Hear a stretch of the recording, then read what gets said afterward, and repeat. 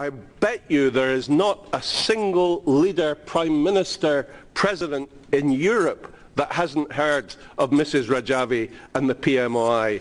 And I can tell you now that Hillary Clinton and Barack Obama know exactly who Mrs. Rajavi and the PMOI are, because it's top of their agenda and it's top of all the key agendas in Europe, thanks to the work and the leadership of Mrs. Rajavi and thanks to the work of her team.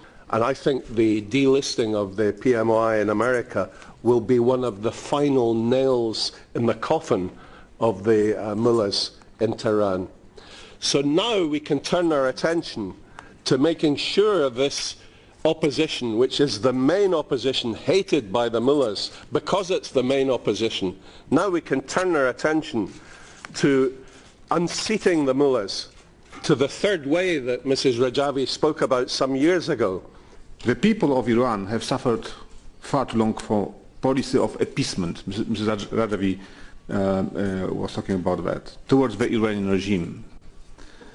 This policy was initiated by the West over 2 decades ago with the rise of the so-called moderates in Iran. It was based on illusion that by rejecting the main organized opposition which seeks regime change and labeling this opposition as terrorists, we would encourage a gradual power shift for the moderates, or so-called moderates. Unfortunately, the results of that fatal policy was different. The rise of extreme radicals. So it was exactly opposite as it was designed. We should end the policy of appeasing the Iranian regime and instead support the resistance, hoping one day to establish democracy in Iran. The PMOI adheres to Mrs. Rajavi's 10-point plan for Iran announced several years ago. These points include abolition of the death sentence, peaceful relations with other countries, defense against fundamentalist Islam, and commitment to a non-nuclear Iran.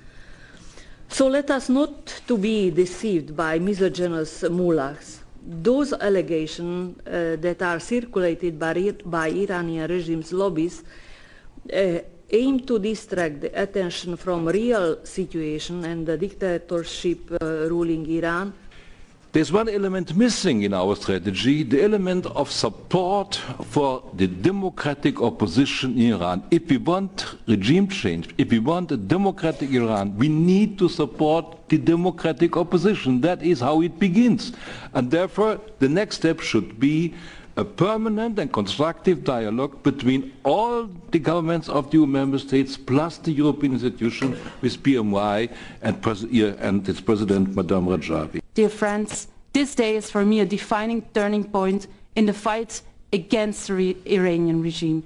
Our government, our Belgian government, should support and endorse the National Council of Resistance of Iran, an alternative to the Iranian regime. Our immediate concern now after the US delisting is the fate of the 3,300 refugees in Iraq who were evacuated from their homes of 20 years in Ashraf and are now living in prison-like conditions in Camp Liberty near Baghdad airport.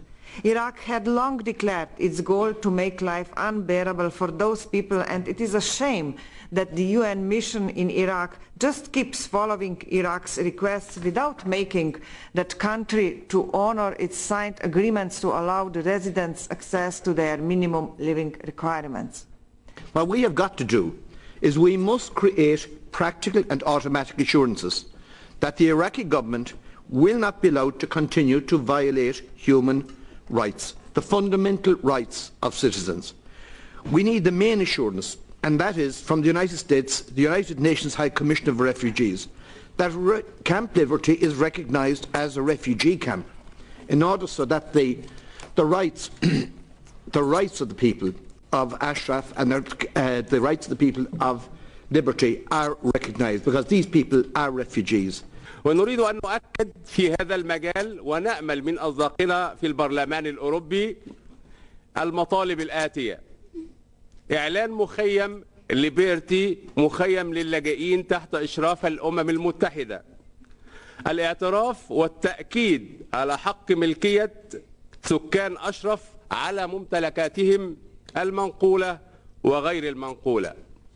They have built their own city, Ashraf city, which is being plundered now, and the Iraqi government claims that their property belongs to Iraq. This is absurd.